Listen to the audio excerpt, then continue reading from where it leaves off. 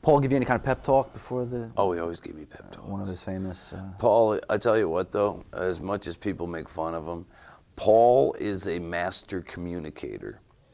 And he would be able to take sometimes very mediocre talent and say all the right things to you and get your confidence level to a point where you felt you could do anything. If he asked you to run through a brick wall, you would. He was probably one of the very best about getting the most out of me. He knew what I wanted to hear. What kinds of things is he saying? Is he about to give you a world title?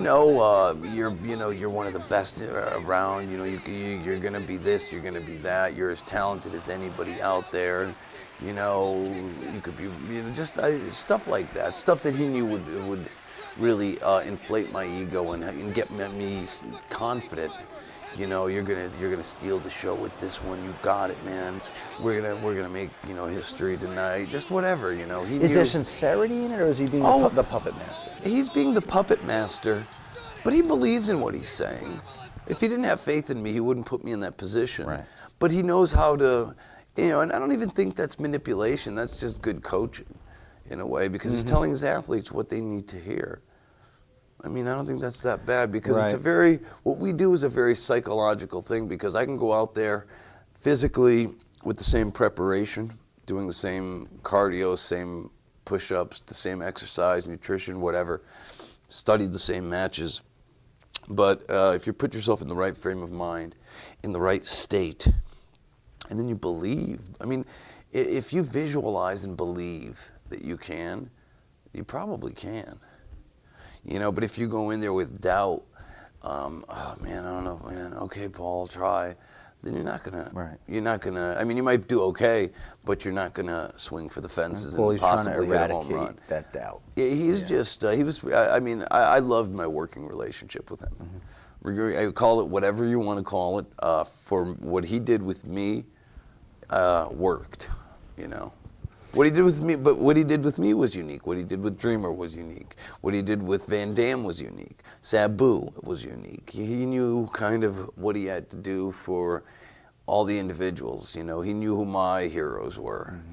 He knew I liked Shawn Michaels, so he knew I was like, you could be like, you're one step below Shawn, and I was working hard to have those kinds of matches, and just stuff like that, and then I would think, wow, if I go out there and really work my ass off, maybe I can get there, and just stuff like that. Talk about being paired with Francine. Yeah, I enjoyed it, man. I loved working with Francine. She's a pro. In ECW, with all that cat fights and the divas and whatever they called them at the time, I just enjoyed it. It had another dimension of entertainment, and it was fun. It was just another tool in your tool bag you could use. I mean, we had a formula, to get the crowd. I mean, we could go here. Once you have them here, then we had another layer. Then they're here, and then once you had the girls and the finishes and then it's like that building is unglued, and we had it down to a science. I mean, we could do that anytime. Sick.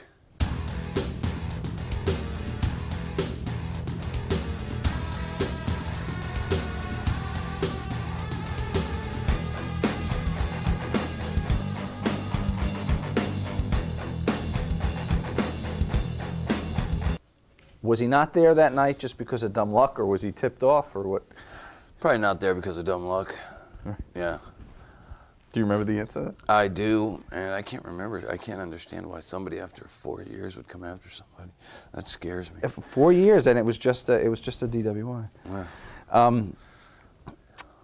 There was a rumor reported at the time that he had heat with some wrestlers because he'd apparently been sharing shower secrets about the size of certain wrestlers with female employees. Is there any truth to this? Probably. No heat with you, though, but maybe you heard others, or are you speaking first Oh, person? no, I mean, I just know Jason's filthy, and that's just what he does, dude. He'll tell you about the size of his cock many times.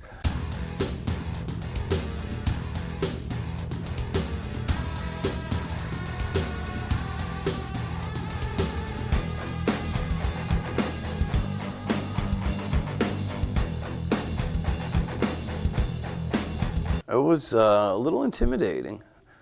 Not intimidating in a way that, nothing bad's going to happen, but you just want to have a great match. And, just want him to be proud. And, I was happy with the match, but it wasn't as, it was middle of the road. Okay. You know? This was his last match there. Yeah. His contract had expired right Yeah, before, he's but they going didn't to tell WCW, anyone. yeah.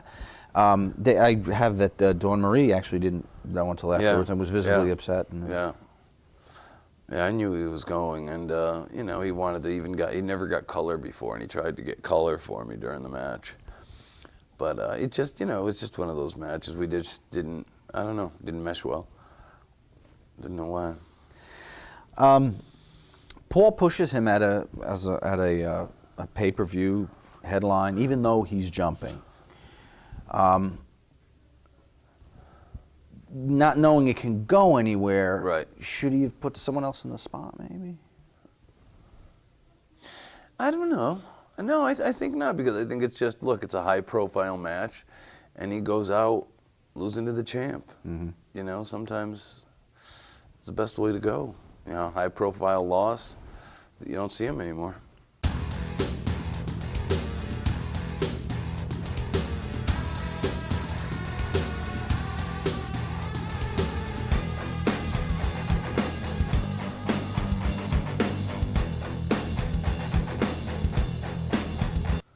Now, at this time, ECW is submitting scripts to the pay-per-view company prior to the event. I guess Paul's forced to do this, or he offers to. I'm sure he'd forced, yeah. But he elects to go with this anyway. Was this in the original script, or is this something that they just that you just did? I don't know, because I don't see Paul sticking. Paul would change matches mid card. Mid-show.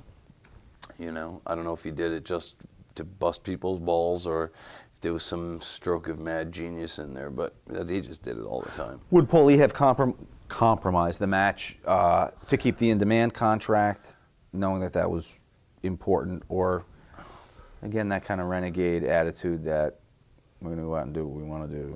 I think do what we want to do kind of thing. About the violence towards women, where did that sit with you personally? I thought it was, look, it's pro wrestling.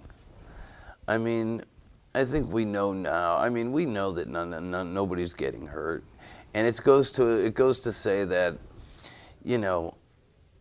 the women are participating in the action.